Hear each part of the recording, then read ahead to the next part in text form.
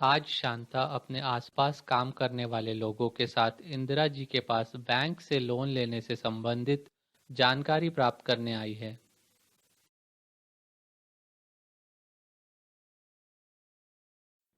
आओ शांता। और ये क्या, आज आपके साथ कौन है? बहन, वे सब लोग मेरे काम की नज़दीकी जगह पर काम कर रहे हैं। उन्हें अब पैसों की सख्त ज़रूरत है। राजेंद्र गाड़ी लेना चाहता है। ये मेरी बहन सुरेखा है।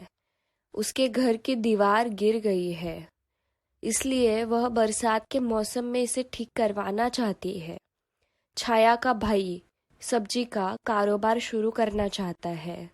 उस समय कहीं से भी पैसा इकट्ठा करना नहीं आता। एक बार सोचा कि गांव के किसी साहूकार से कर्ज लेना या नहीं।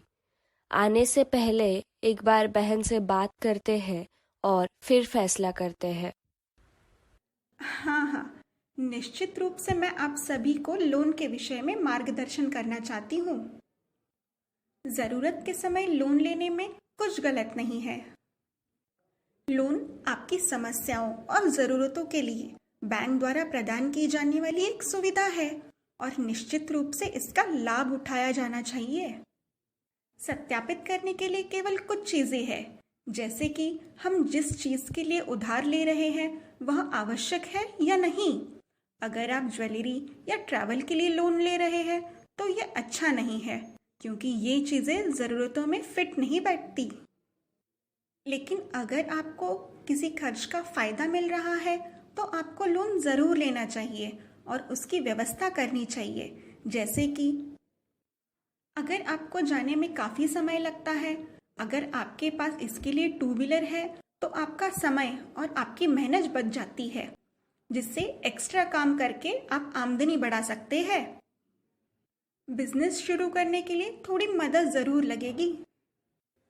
अगर कुछ कृषि कार्य धन की कमी के कारण अटके हुए हैं, शिक्षा के लिए धन की आवश्यकता है, तो लोन विकल्प चुनने में कोई समस्या नहीं है।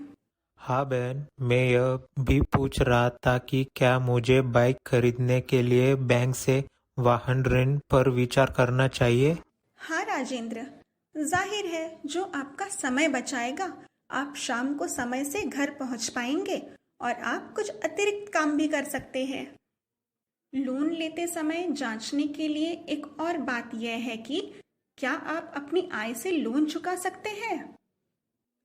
अगर आपकी आय से बैलेंस नहीं बचा है और आप पैसे चुकाने में असमर्थ हैं, तो आप मुसीबत में पड़ सकते हैं।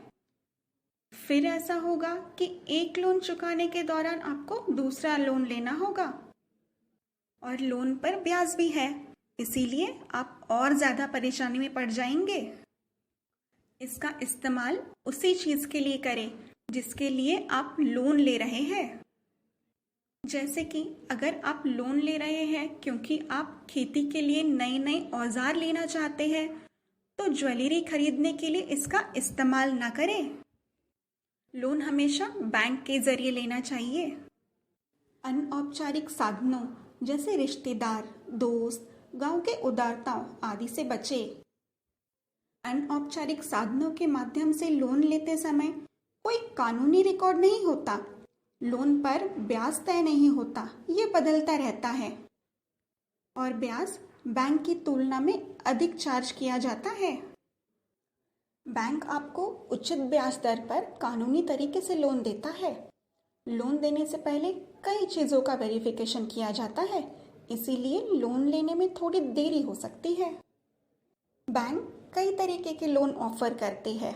एक है ओवरड्राफ्ट लोन की सुविधा, जिसका मतलब है कि आप अपने खाते में मौजूद रकम से ज़्यादा रकम निकालकर उसका इस्तेमाल कर सकते हैं।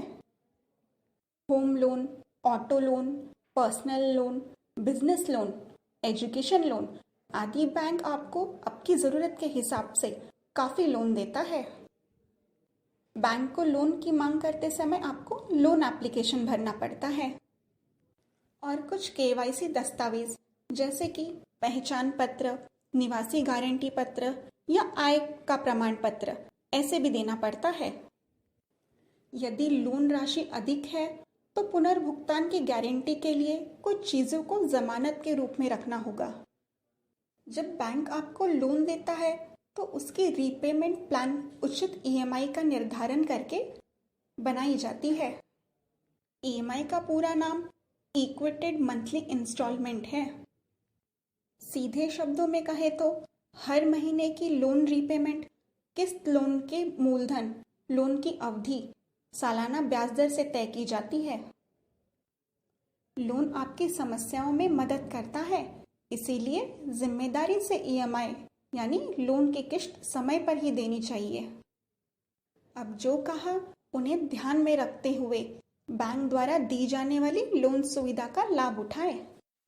अब हम संक्षेप में परीक्षण करते हैं कि बैंक द्वारा प्रदान की जा रही ऋण सुविधा के बारे में आप कितनी जानकारी समझ चुके हैं।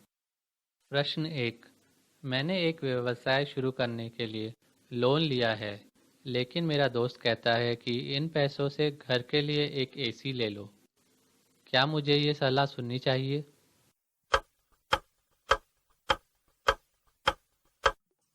उत्तर: नहीं। ज़रूरी चीज़ों के लिए आपने लोन लिया है, उसके लिए ही खर्च करें। प्रश्न 2। लोन की किस्त की अदायगी कभी ना भूलें। क्या ये धारणा सही है?